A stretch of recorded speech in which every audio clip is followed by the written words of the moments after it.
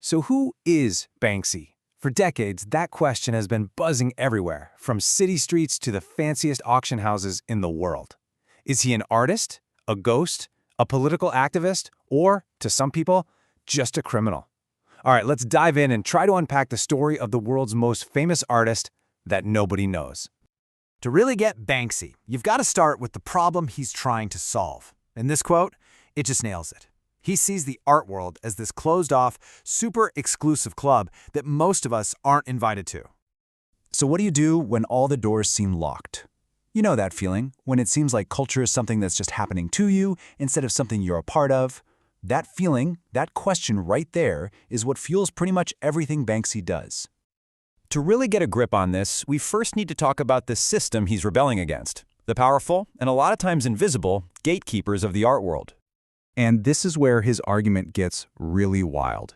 Banksy's whole point is that a tiny, tiny group of people, we're talking a few hundred collectors, curators, and critics around the world, they get to decide what art is good, and what art gets to be successful. For him, the public, we don't even get a vote. So if the system won't let you in, you've got to find another way, right? Well, Banksy's solution was pretty radical. He decided to just take his art to the streets.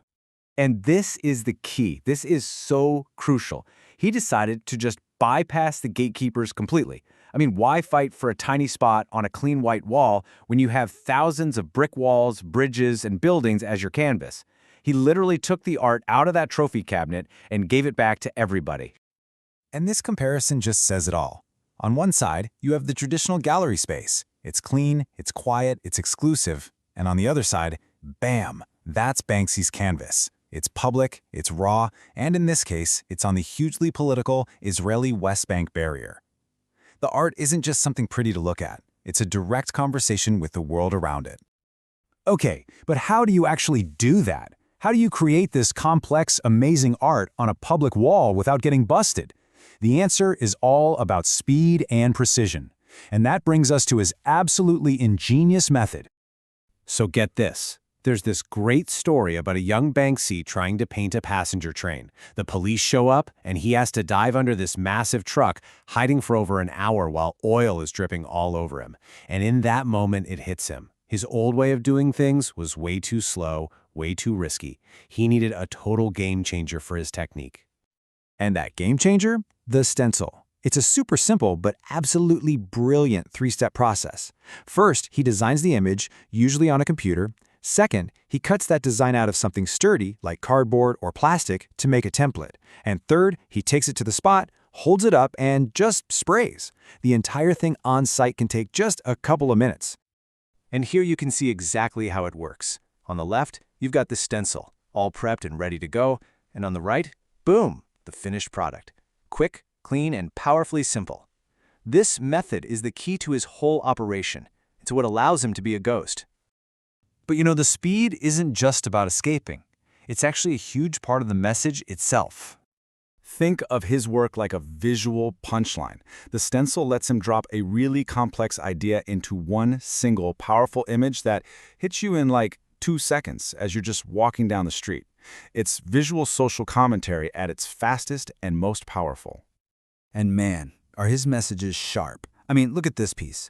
He takes this iconic, absolutely horrifying image of a girl fleeing a napalm attack in Vietnam, and then he puts Mickey Mouse and Ronald McDonald on either side of her, holding her hands with these big, creepy smiles. The contrast is just, wow. It's so jarring and deeply uncomfortable. It forces you to ask some really tough questions about war, consumerism, and innocence. You'll see rats a lot in his work. For Banksy, rats are kind of like a symbol for himself and for all the outsiders. They're clever, they survive against all odds, and they're considered pests by the establishment. So when you see a rat holding the scales of justice right there on the West Bank barrier, well, that's an incredibly powerful symbol about seeking justice in a place of deep, deep conflict.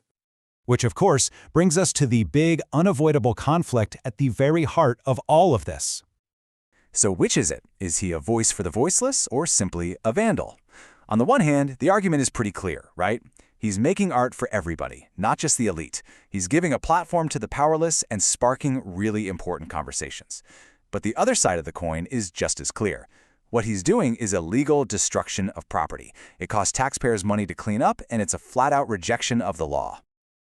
And let's be real, the law is not exactly a gray area here. I mean, just take a look at the German criminal code, for example. It's spelled out right there in black and white. If you unlawfully damage or even just change the appearance of someone else's property, that's a crime. There's no little asterisk that says, unless it's really cool art.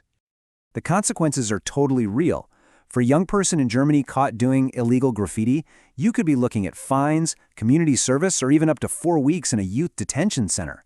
So the risk that artists like Banksy take, it's no joke. It's significant. And this brings us to what might be one of his most brilliant, most ironic pieces ever, which just perfectly sums up this whole debate. The statement itself, if graffiti changed anything, it would be illegal, is a claim to power, right?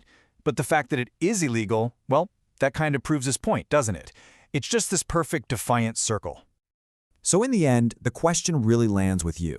After seeing the method, the message, and the law, where do you stand on this? Is Banksy a vandal who should be prosecuted? Or is he a vital artistic voice holding a mirror up to our society? That debate, that question, it's just as much a part of his art as the paint on the wall.